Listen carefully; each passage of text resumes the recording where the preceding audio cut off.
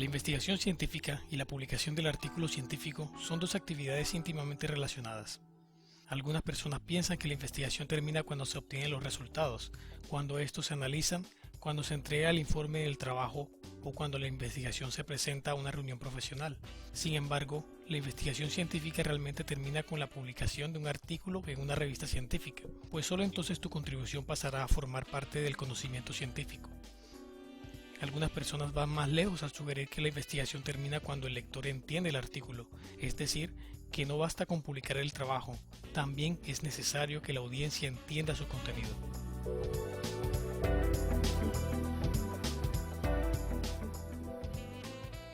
El artículo científico es un informe escrito que comunica por primera vez los resultados de una investigación.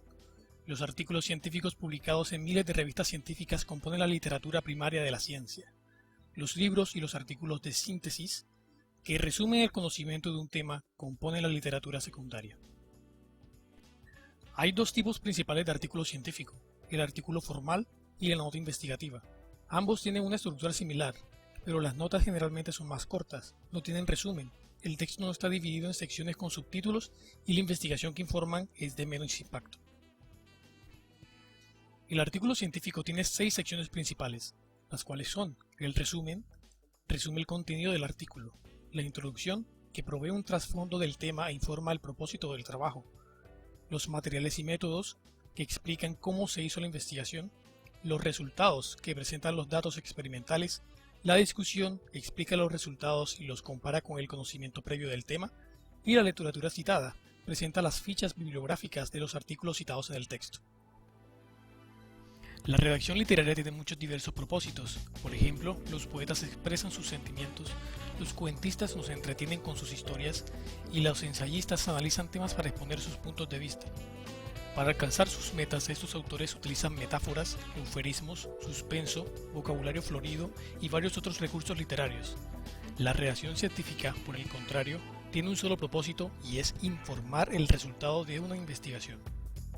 Tu meta como autor de un artículo científico no es alegrar, entristecer, enfurecer, divertir, impresionar, ni enseñarle palabras nuevas al lector. Tu única meta es comunicar eficazmente el resultado de tu investigación. Para escribir un buen artículo científico no tienes que nacer con un don o una habilidad creativa especial. La redacción científica es una destreza que puedes aprender y dominar si reúnes 4 requisitos.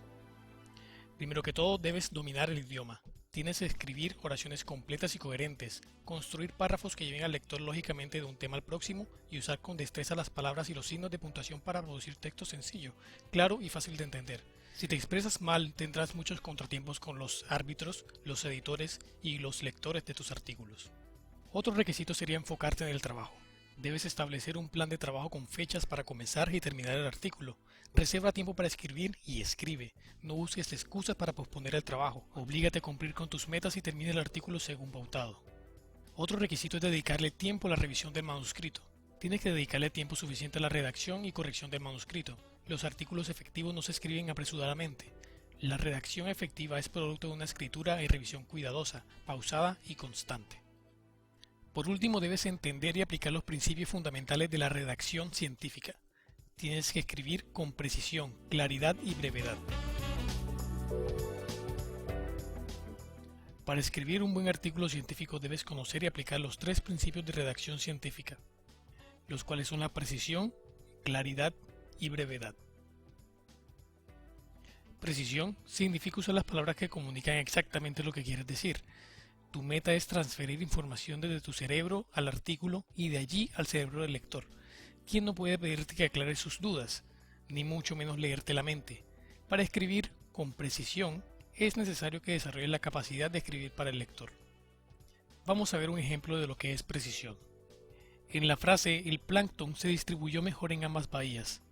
El autor de esta oración sabe qué significa mejor, pero ¿lo sabe el lector? Mejor puede significar rápidamente, uniformemente, según se esperaba, o varias otras cosas. Por eso es necesario el uso de términos precisos para las oraciones. Claridad significa que el texto se lee y se entiende rápidamente. El artículo es fácil de entender cuando el lenguaje es sencillo.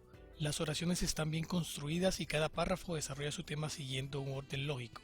Para este principio pondremos como ejemplo 2 frases. una que cumpla con las características de claridad y otro que no. La hierba guinea, introducida desde África, es una planta perenne de crecimiento erecto, adaptable muy bien a suelos tropicales y resistente a la sequía. Es muy apetecible para el ganado y se utiliza principalmente como hierba de pastoreo, aunque también es recomendada para la producción de heno, ensilaje o hierba de corte.